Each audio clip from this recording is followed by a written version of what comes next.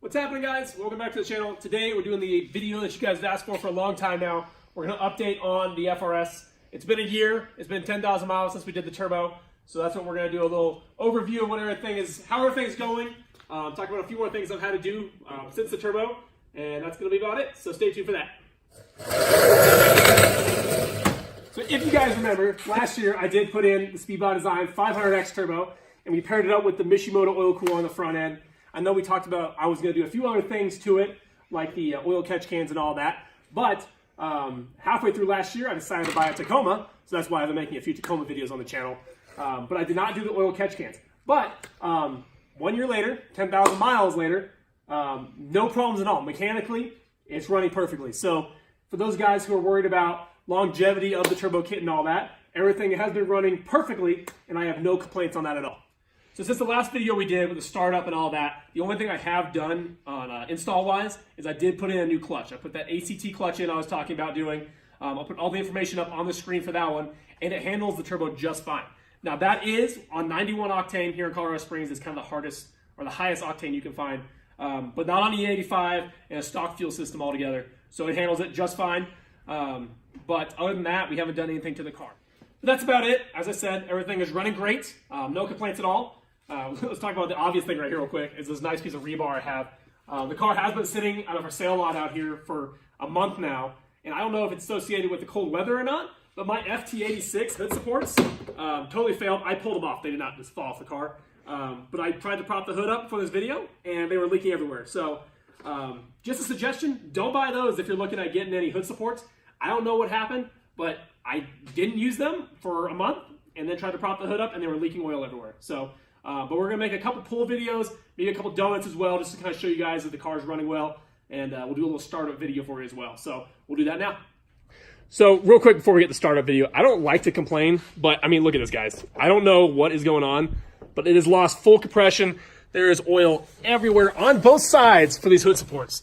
So I don't know how they just failed, unless they just do not last in colder weather. But I'm pretty disappointed in these. So that's a video for another time. Let's go ahead and make these other videos. Here's your startup.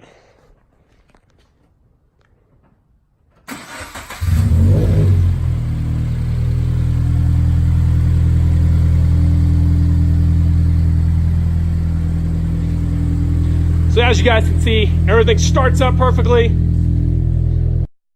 Sound of the exhaust. Now I am running the 2.5, if you guys remember from the last videos, paired up with an agency powered dual exhaust out the rear. Everything sounds great.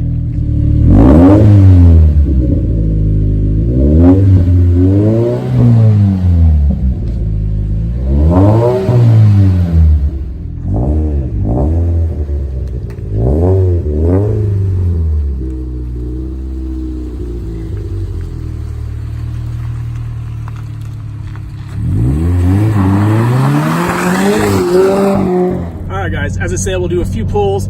This is going to be second gear. We're just rolling, we're on 25 right now, so this is just pulling out of second gear.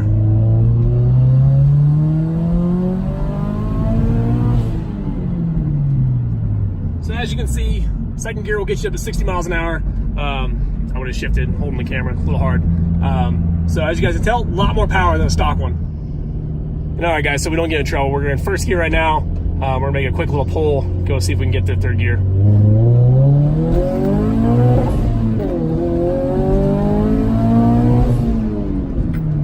Well, there you go, guys. That was 2 gears. We got up to 60 almost from 5-7 miles an hour as we started.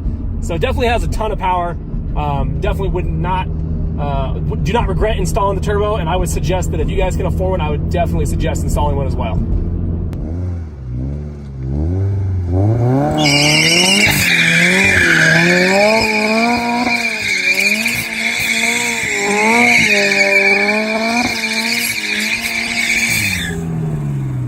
Well, there you go, guys. Video's all wrapped up. Got a few pulls, got a few donuts in. As you guys can see, the turbo runs great.